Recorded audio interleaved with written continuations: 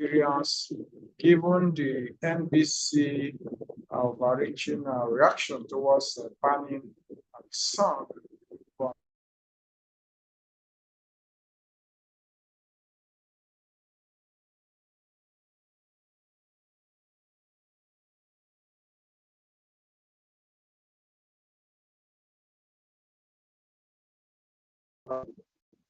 inevitable coalition alignments across, ahead of 2027. The political bigwigs are making the rounds across the country, having discussions centered around 2027. So we are looking up to what comes out of it. Then number 3 on the list, still on Quadri Yusuf Alabi.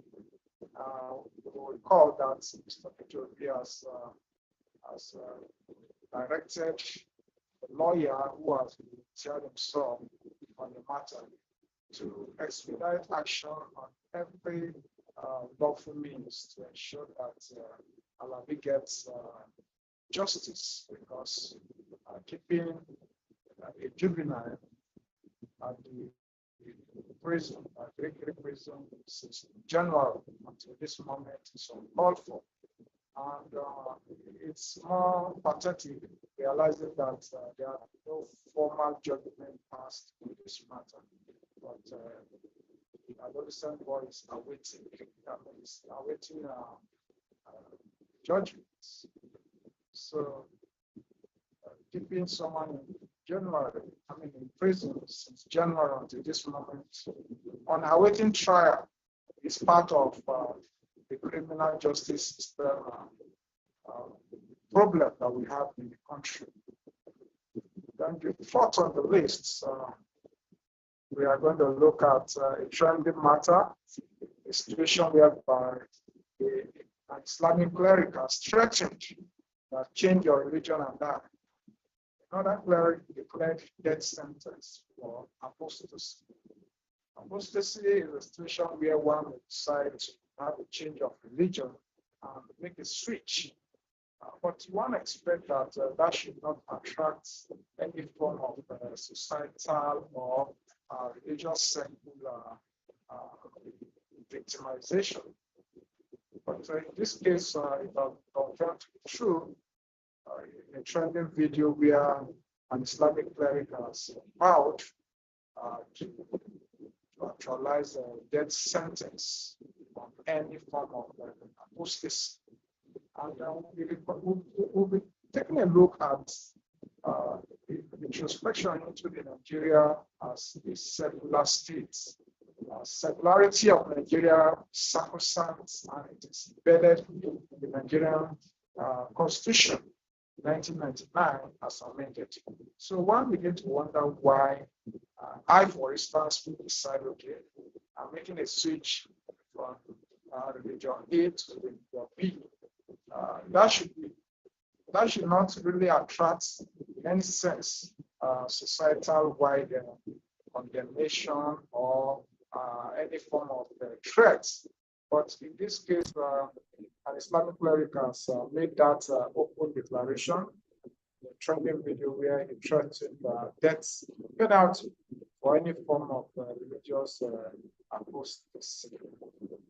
Joining me in this conversation is Mr. Bonifo from Edo State and Mr. Calvin all the way from Doctors. So we'll be having more conversation around this topic as we expect more guests to join us via Zoom to have an expanded discussion on these 4 issues. So please, ladies and gentlemen, we appreciate your audience across the world. Join me to welcome Mr. Bonifo of this discussion. Mr. Bonifo, you're welcome. Please on the mic and let's get to hear from you. Thank you very much, Mr. G. Possess. Quite a number of topics to be discussed. I'll just touch briefly on a few of them. Can you please confirm that you can hear me? Yes, loud and clear, I can hear you. Okay, very well. I would like to start from number 2, the inevitable coalition alignment ahead of 2027. Okay, 2027 is looking at the general elections. Okay, in as much as we agree that this coalition is inevitable going into the elections, now we also want to look at the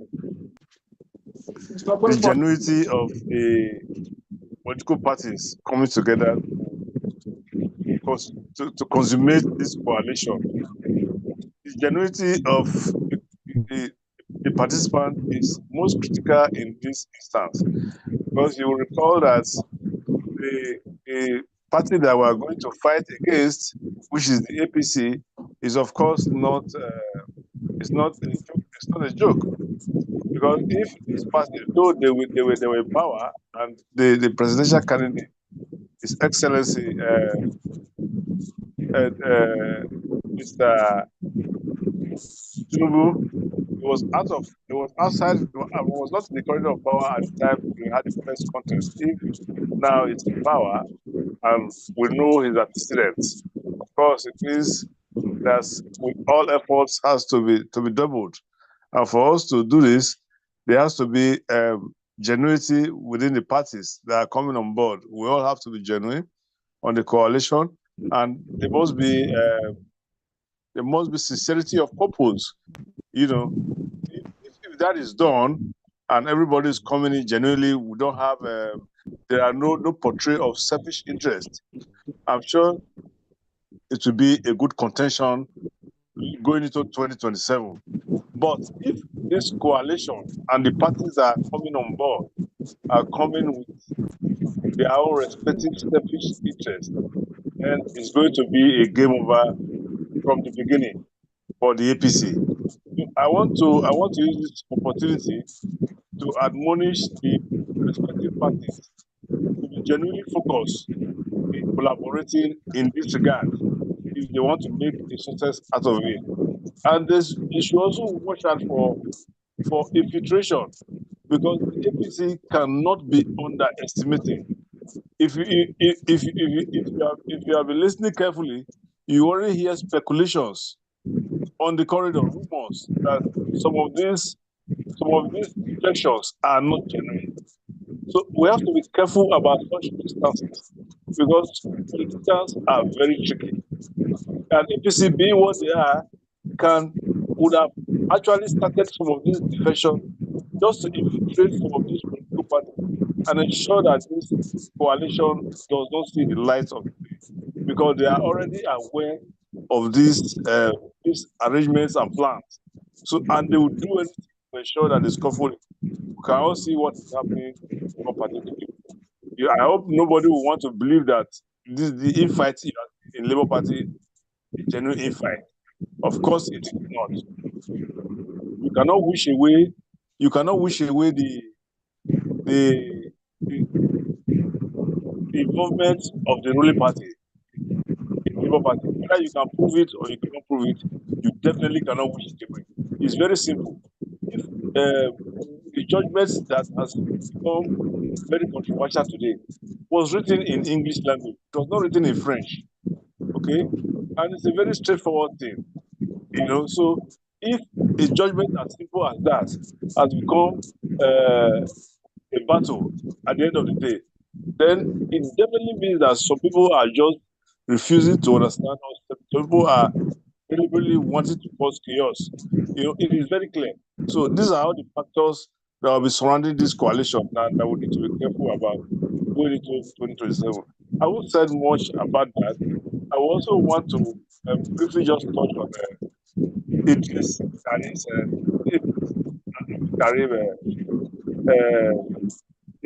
debut release. Tell your papa. You see, for me, MPC has only succeeded in making this more popular, because there's hardly any corner that you look at now that you will not hear the music being played all over the social media. Some people are even turned into some form of cartoon. There was a situation I was watching. There's a video online that I was watching this morning. A boy carrying his little brother on his back, trying to cross the river, where a stick was used to cross the river to form a bridge across the river. And the music that was being played was this Eedris Abdulkareem music, so, as a background music for that video. You know, the video is now being used as a narrative for every uh, every I don't know. I'm trying to look for the right word to use. Every wrong situation, right now that. So for me, the MPC only succeeded in the music trend, and that beyond the fact that their action is not proper, is also infringe on the right of speech of if you now want to silence every citizen not to speak, irrespective of the hardship in the economy, then it becomes very difficult for people to live. And before you know what is happening, people can you already have a situation where people dive into the lagoon out of helplessness because they feel that nobody can fix them.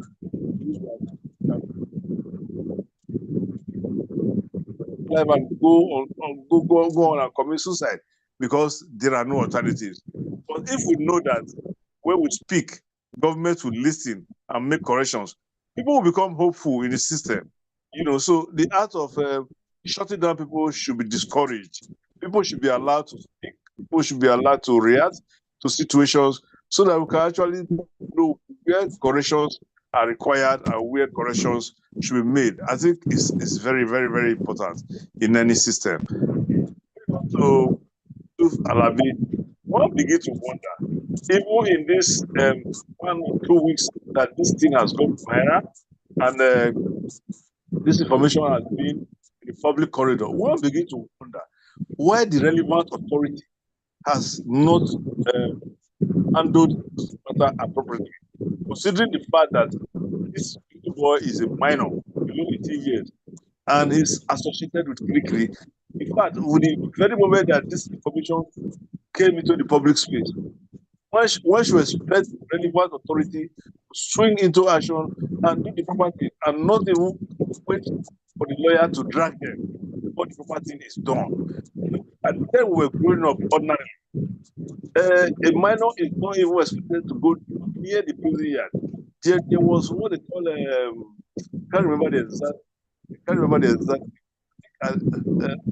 There was a corrective center for minors there, where if you Remind home. Remind home. Thank you very much, Mr. G Process. A remind home where if you are below 18 and you are found or you have this tendency to be rebellious, where you can easily be taken to and be corrected. How can you put a boy that is under 18 in Cricri where you have hardened criminals? He's untold and unheard of. So when we expect that even within this 1-2 weeks that this issue has gone viral, that this situation would have been corrected immediately and not still being there, the boy is still there, and the boy is still in Cricri, and issues still being dragged backward and forward. Honestly, this is something to be very concerned about, considering the fact that these things too are being watched by the international community. Honestly, it's very disappointing, very, very disappointing. I will hope that this week that we are going into now will be the end of this matter, and this boy should be given his proper place in society. Then, lastly, on change of religion and that, honestly, that quite embarrassing, considering the fact that Nigeria is a secular state and as also contained, as you mentioned, as contained in the Constitution, 1999 Nigerian Constitution as amended, every citizen of this country has the freedom to participate and belong to whatever religion that he chooses to belong to. I think what we should do in this regard is none of these agencies, government agencies, are failing in their responsibility. You see, the basic problem here is lack of awareness. There should be a channel. All these ministries that are saddled with Ministry of Information, and other ministries that are saddled with enlightenment, to actually take it upon themselves. It should actually be their responsibility to educate populace on all of these activities. Every Nigerian is free to associate with with any religion and be part of any religion he or she wants to do without any implication, not less of death implication. That is a threat to humanity, a threat to the average Nigerian. And this is not something that the government should actually take like I think this clearly should go to order. Otherwise, it's implication on its fellow Nigerians as far as I'm concerned. I think this will be my submissions at the study process on all of these issues. Thank you for your overwhelming submission. We appreciate your regular contributions all the way from Edo States.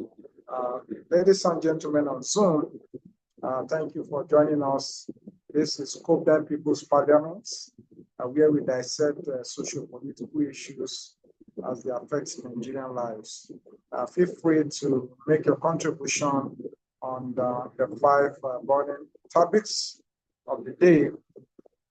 We have tell you about Eedris Abdulkareem, the overreaching power of the NBC, the inevitable coalition alignments ahead of 2027. Quadri Yusuf Alabi boy in Obi Lagos viral photo, languishing in jail for alleged theft in Nigeria and its criminal justice system. Number 4 is change your religion and die. The Northern Cleric pled death sentence for apostasy. And introspection of Nigeria as a secular state. On this note, I want to welcome our new audience, our new speakers who have joined us on Zoom. Ms. Chris, you're welcome. Mr. Mazi Ukui, you're welcome. Please, if you have any contribution you want to make on these 4 burning issues, feel free to unmute your mic and speak. While you do that, I will also make a discussion around one of the trending topic. A man has hanged himself due to hardship. I saw the post on X, and this all boils down to bad government of the day, and Nigerians are really languishing. But when you raise your voice to complain, the government architecture that are meant to protect you will now come after you, just like the NBC have done to Eedris Abdulkareem by banning a song that narrates the Nigerian experiences under Tinubu administration. All that Eedris Abdulkareem has said on the video, which of them can you point out to say this one is being exaggerated or this one is not true? They are all true. And even as we speak, the realities are living amidst us. They are happening on a daily basis. Today, as I speak, somebody has committed suicide. He hanged himself, due to hardship. People barely feed. Survival become a very, very difficult task. I also watched a video where a Nigerian that is living in Burkina Faso is making jest of those who are telling her to return back home, that her village looks better than Burkina Faso where she's staying. And she's beginning to make a very logical comparison that they are telling her to return back to her village, that her village looks better than Burkina Faso. But then she could use 1,000 naira of Burkina Faso currency to go to market and buy food that will be enough for a family of 4 for a day. But then if she were to be in Nigeria, that 1,000 naira can only be useful to buy 1 pack of Maggi. This is a clear explanation of how failed our government has become. So the country is not having a fair share. The citizens are not having fair share of our resources. That is what is leading to all this hardship in the country. Few individuals have hijacked Nigeria as a country, and they have made it their own private estate at the expense of the masses. So that is why we continue to have this conversation, to give the populace an opportunity to have a say on how their country is being governed. So if you want to make a contribution, please, the floor is very open. you can request the mic or you can unmute and speak to us. So I will also dive into a topic while I anticipate contribution from audience on the coalition. The coalition matter. Okay, who wants to have a contribution? Let me go. Due process. This is Mazi Okoye. Oh, Mr. Okoye, welcome to COPDEM People's Parliament. Oh, thank you very much. What a wonderful topic you have today. Have your say, please. Yes, thank you. You can go on. Go listen. You can choose from the variety of topics we have. I think I posted it on the chat box.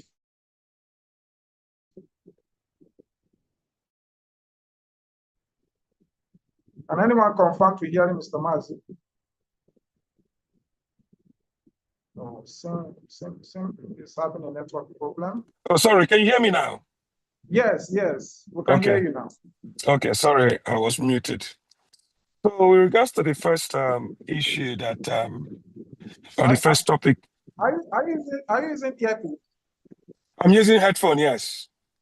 You can please unplug it so that the communication will go smoothly. Thank you. Okay. Sorry about it. Let me just take it off.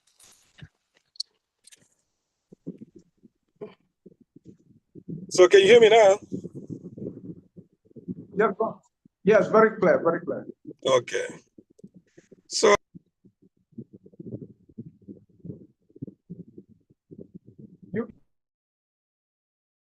you have muted yourself. Can you unmute? Mr. Mazi, you muted yourself.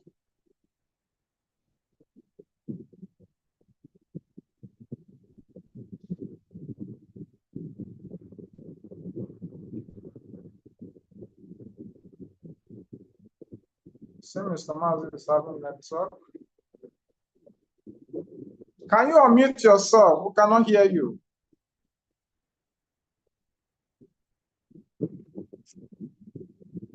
Wow. It's unfortunate we cannot hear Mr. Mazi at this point. Muted. I was muted. Can you hear me now? Go on. Yes. Okay, yeah. So with regards to the first topic here, but regarding the Mr. Eedris Abdulkareem's latest song, I think our politics is so much mixed with so much rubbish that sometimes you wonder, how the people sort of keep their heads on in the country, because we bring religion, we bring our culture, we bring criminality, we bring so many things into the politics of Nigeria that sometimes you sort of lose your way in the morass we call that Nigerian politics, because there's nothing really wrong in the song in itself. This song is just stating facts. Everyone was stating. It's just that it was put in a song, and then they have they become upset about it and try to ban the song. By so doing, they made the song even more popular. So it's just our culture. The culture of the country has to be looked into, because our culture is it's a culture that is so sort of polluted in such a way that you see that an adult, for example, is committing some kind of atrocity. Because it's an adult, you wouldn't say anything. Otherwise, they would think that you're being disrespectful. Even when people become sort of, stand on truth, because someone is an adult, or someone is at an old age, people will not dare to speak to that person and tell that person that what he's doing is wrong. Another thing that we so much worship in the country is money. This thing we call money, because somebody has money, people dare not to speak the truth to him, speak truth to power. People just go about worshiping money, thinking that they're worshiping God or something like that. Because there is nothing, with regards to that song that made any sort of insult, for example, towards Mr. Tinubu or his son. The guy was just saying, Mr. Tinubu, just tell your dad, Mr. Sheyi, just tell your father that things aren't the way you portray it to be, because people see Seyit Tinubu's video where he was praising his dad, saying that his dad has been the greatest president the country's ever had. So Abdulkareem was just replying to that statement by Seyit Tinubu, telling him to go and tell his dad that things are not actually all that his son is trying to portray people to believe that things are. Because everyone can see in the country there's nothing working. People are still in abject poverty. People are still suffering. People are still, can't make ends meet. There's still rife unemployment. So what is wrong in the song? So I think it's that culture of, you know, hypocrisy. Should I call it hypocrisy?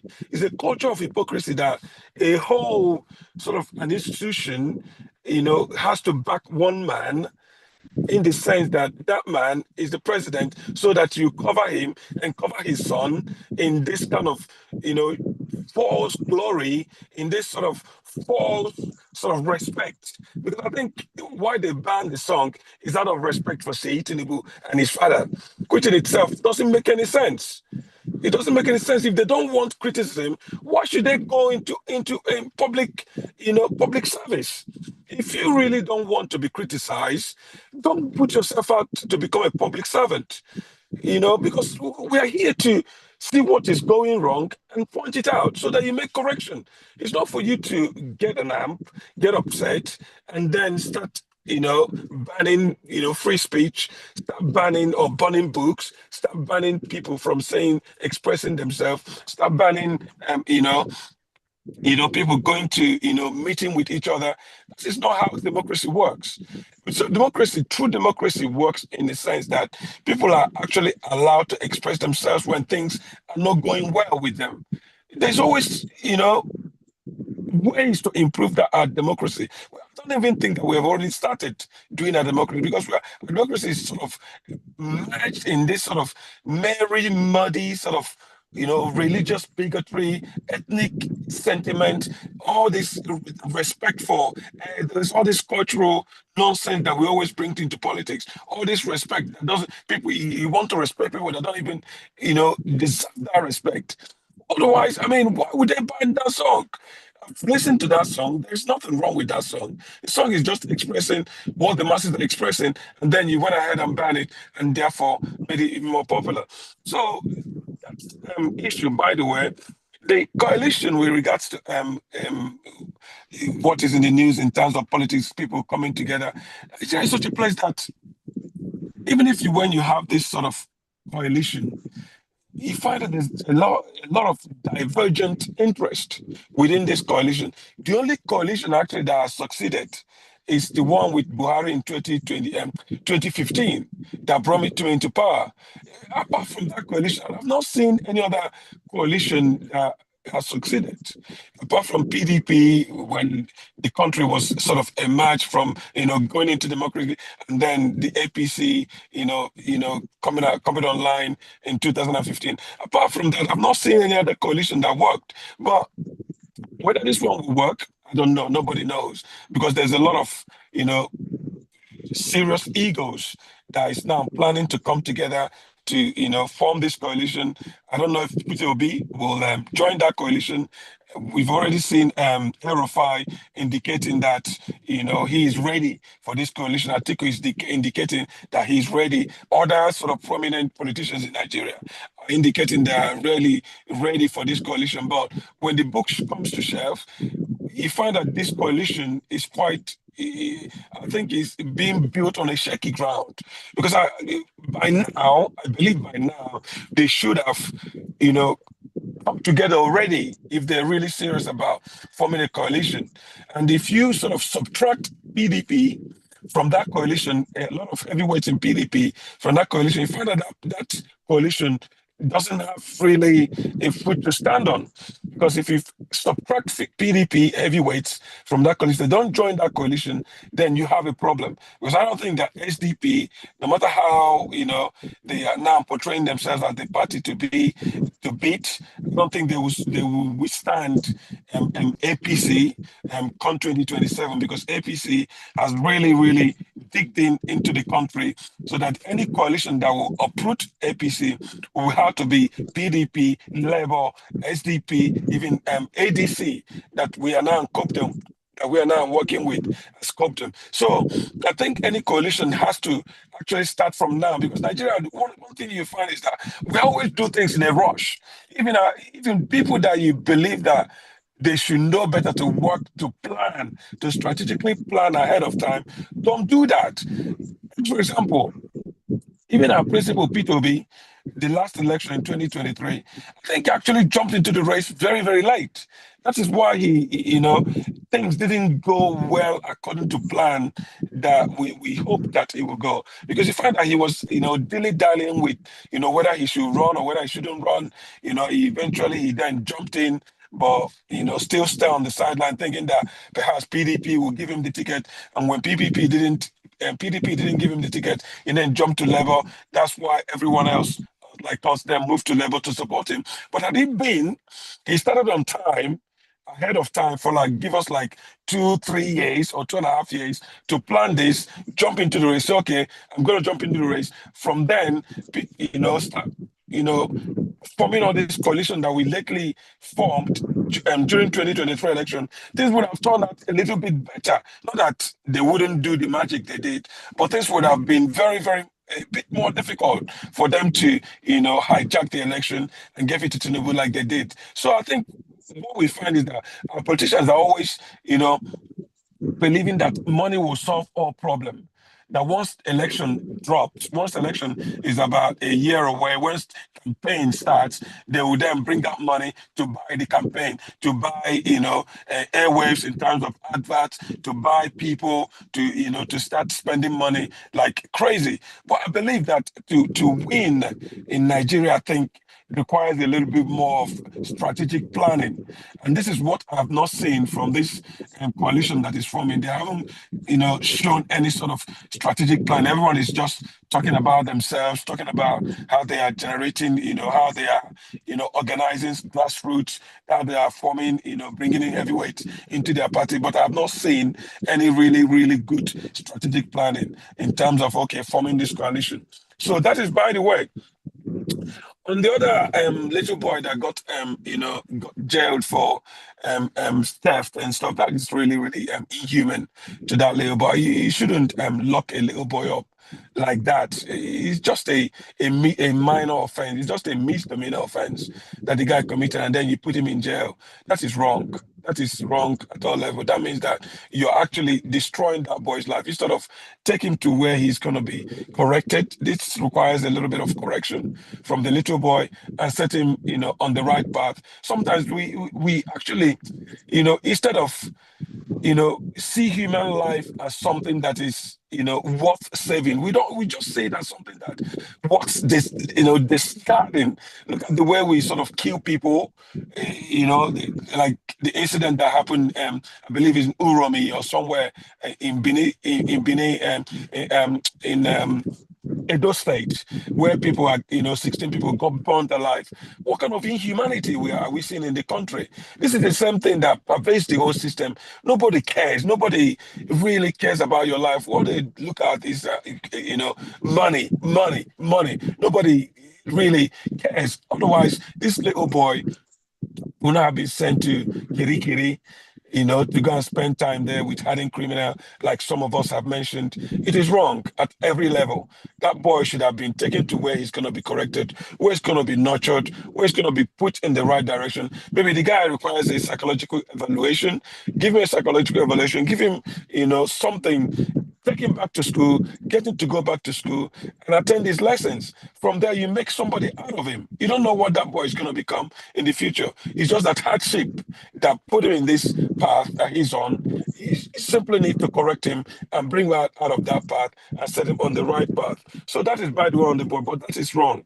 They need to do something and take the boy out of that stupid kirikiri they put him in. In terms of religious, like what the preacher or the cleric said, regards to who changes his religion dies. I think it's just the same sort of old mentality, holier than thou sort of stupid mentality. When even in in the Middle East, where you have this Islamic religion that is, we are killing ourselves with, they don't have such, they don't have clerics pronouncing such words. They don't have people saying such things that if people changes their religion, they should be killed. What? And people are listening to it, and the government haven't arrested such preachers or clerics, and question them and caution them and tell them to stop making such pronouncement, because such pronouncements get into some people's heads. We see how they burned that little girl a few years ago, Deborah. They burnt her alive for no reason. It's not like that she criticized anything or said anything, absolutely wrong about the Prophet Muhammad, peace be upon his soul. It's not like she did anything wrong, said anything wrong about him. But they killed him, they burnt him alive, they stoned him, and set him alight, which is wrong, which is wrong. And this sort of clerics are the people fueling this sort of stupid, sort of religious mentality, which we don't need. A progressive society does not need such pronouncement from clerics. Clerics are the people that are supposed to be motivating people to live in peace, to live, regardless of your religion, to live as brothers, to live in brotherhood, to look out for each other. At the end of the day, that's what we have ourselves to look after and fix our country. You're going to fix a country where you have people telling other people to burn other people because they change religion. Are you going to fix that country? The country is doomed.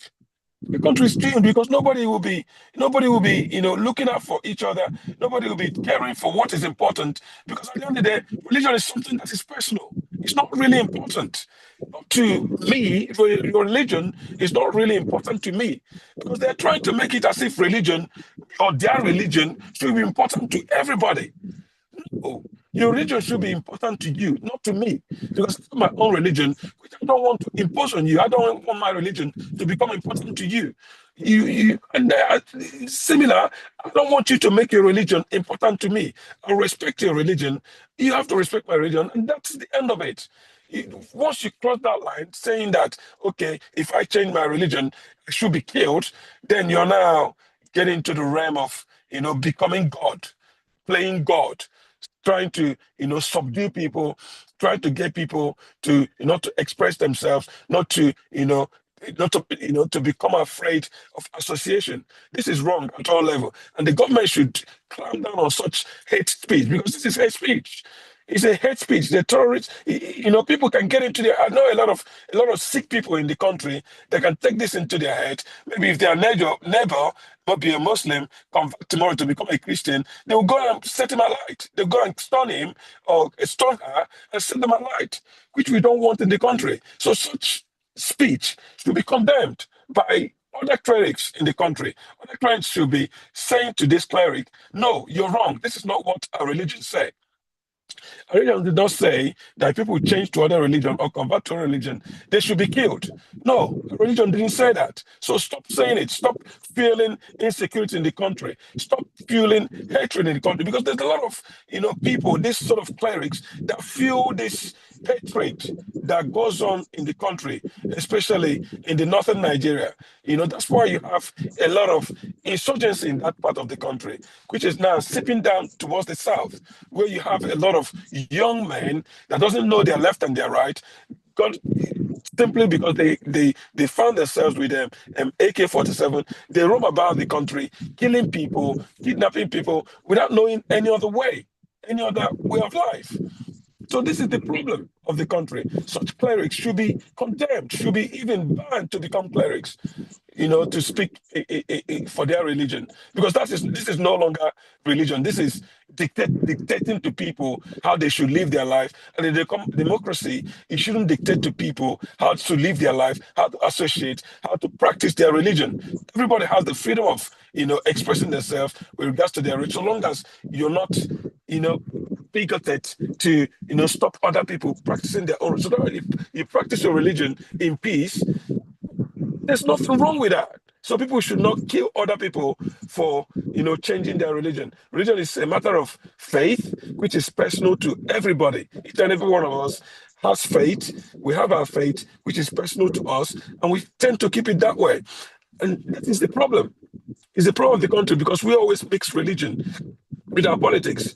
Even when you come to electing our officials, people always look at their religion before they elect them. That is why we're having one of the problems we have in the country is solving that problem of not mixing religion with politics, not mixing our culture with politics. Otherwise, what is Tinubu doing in Aso Rock? If not, one of the contributing factor, he was there, he was put there because of his religion, because he's a Muslim. It's not one of the major factors he was there now because of he's a Muslim. Otherwise, he wouldn't be there. Otherwise, he wouldn't be there. But if Tinubu is a professed Christian, he would not have won the 2023 election. I think he would have won it being a Muslim because most of the North would have voted for Atiku. Most of the northern Nigeria would have voted for Atiku, nonetheless voting for Peter Obi, also being a Christian. So we need to break down these barriers between, set up this, not break it down, but set up these barriers between politics and religion. Because if we don't do that, we'll always find ourselves in this sort of quagmire we call a democracy. Because we don't have democracy in Nigeria. It's a quagmire that we have. And we need to, set up these guardrails that guide our politics, that guides religion. Even Christians are also, indicted in this because Christians also use their religion to try to get into places of power and then lord it over the Muslims. So we need to set up these guardrails and discourage religious sentiments in our politics. I know you want me to stop, so let me stop here. Thank you very much. Thank you, Mr. Mazi. We appreciate your very pragmatic and holistic discussion on the topics of the day. As a matter of fact, as way back as 2015, when I enrolled for a master's program, one of the burning issues that preoccupied my mind during my graduation in 2019, I made a presentation in my thesis. Here I discussed religious violence and how to solve the challenges, the menace of religious violence in Nigeria. As part of the recommendation I made was to censor religious clerics across the divides. There should be a proper register, and the content that is being preached should be in public domain for scrutiny, for observation. If there are observations against any particular cleric, that cleric should be brought to book.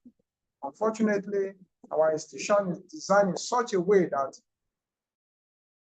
they remain idle, do nothing until the president grants them order from above, and they come and tell you they are waiting for order from above before they act. And even we have a police that acts without waiting for the area commander, without waiting for order from state command, then we can be proud to say we have it. But the situation we have now is such that the police do nothing in initiating their own arrests and prosecution. They wait until when there is order from above. Even when culprits are caught, they say they forward the matter to above and wait for the next line of action. I don't understand why such things should happen, because the Constitution is very clear on this matter. And I expect a proper prosecution of matters relating to criminality, relating to such issue of apostasy, death sentence that's been pronounced by a cleric in northern Nigeria. It all boils down to institutional failure in Nigeria. So on this note, I don't know if there will be further contribution. We have like 3 minutes to wrap up the program on the COPDEM People's Parliament. Same time tomorrow, we're coming again to have a discussion. But in the meantime, if you want to have a contribution of like 1 minute or 30 seconds, please feel free to unmute your mic and speak to the topic of the day. Would you want to have a contribution? It's all right. In the absence of further contribution, I want Zoom to to discuss the COPDEM People's Parliament. Are you making a contribution, Mr. Okoye?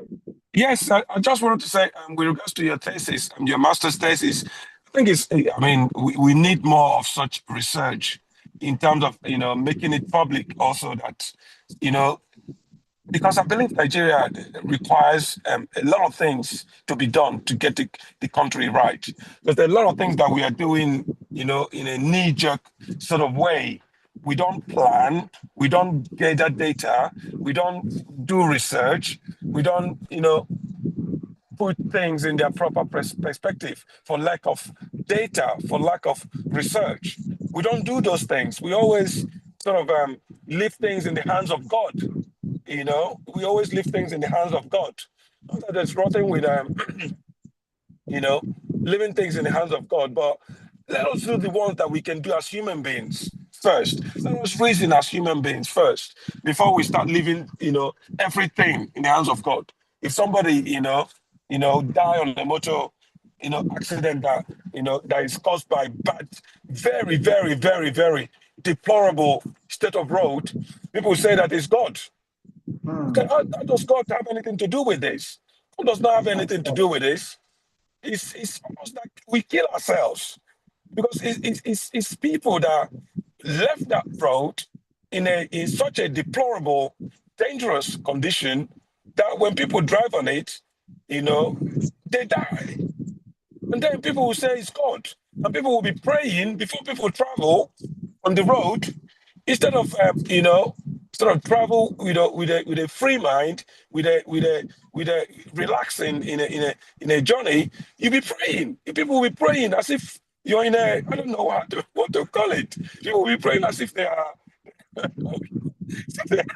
they're about to go into hell or something. You've got to save them from hell. Because that's what it feels like driving in Nigerian road. It feels like people are trying, people are being cast into hell. They're praying for God to save them from going into hell. Now, added to that with the menace of kidnapping, you add kidnapping to that too. You find that people that pray such a prayer have a point. But all these things haven't got anything to do with God. It has to do with us as people, as human beings. If we don't correct it, if we don't deal with it as human beings, it's never going to be dealt with. No matter how long we pray, if we like, let us pray from now till next 100 years, it will never get right. Instead, it will get worse.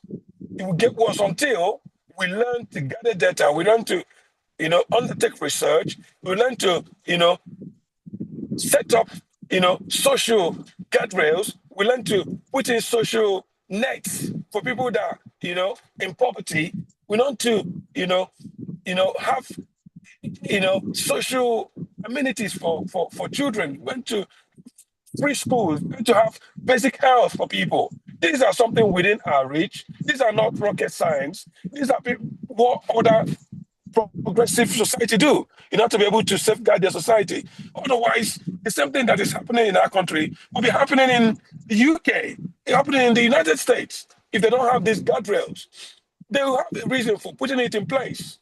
Because when people are, don't have anywhere to run to, they become desperate. It's human nature. They become desperate. If people are hungry, they become desperate. That's why you have all these social, guardrails, social nets for people here. When you're out of work, you get your house rent paid for you. You get you get weekly allowance to help you, get back on your feet. But when you have a man, just left, by himself like that, nobody cares about him. You're actually pushing that man to extreme. You're pushing that person to something that he doesn't really want to do, especially when that person is a youth that is full of life. You haven't given him or her anything, constructive, because that is when the mind is at its sort of most constructive time. When you're a young person, you want to do, your blood is hot, you want to do something, you want to, achieve something with your life, you want to prove that you can do something. I've seen a lot of young lives destroyed in that country. It makes me cry sometimes. A lot of beautiful, beautiful young lives because of frustration. Mr. They get, Mazi, we have overshot our time oh, sorry, and like 4 minutes. So sorry. subsequently, we are looking at, yes, thank you, I understand. You know, the Nigerian situation, there are so many angles to it and they are inexhaustible. We cannot exhaust them in a particular Exactly, sitting. exactly, We hope exactly. that we are able to get our leadership trait right in terms of voting, and we're able to vote in people that genuinely have the interests of the masses at heart.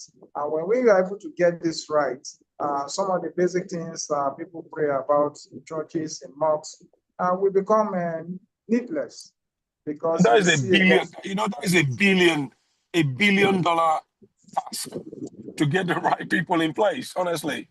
It was one of the most difficult tasks we have in that country. That is one of Yes. the most difficult things we can do for the Yes, next generation. that's why If we we are pushing platform like COPDEM to actually create the awareness and be able to enrich the people with knowledge. Knowledge is power. There knowledge is are power, people, true. people don't really have the knowledge in terms of what government should do for our citizens. Sometimes when we explain how it is in standard line, it looks like we are exaggerating or we are telling a story, but very few have knowledge of this, and COPDEM will not rest. I will continue to spread all this knowledge to counter the misinformation among our people. Coming up soon, COPDEM People's Parliament will be extending to Facebook, will be extending to X and TikTok to have this live conversation and be able to reach a more wider audience.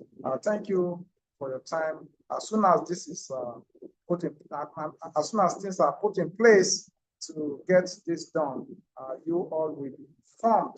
In the meantime, if you are willing to be part of COPDEM People's Parliament, you can feel free to kindly reach out to me via DM, or you can indicate on the chat box. Thank you for your time.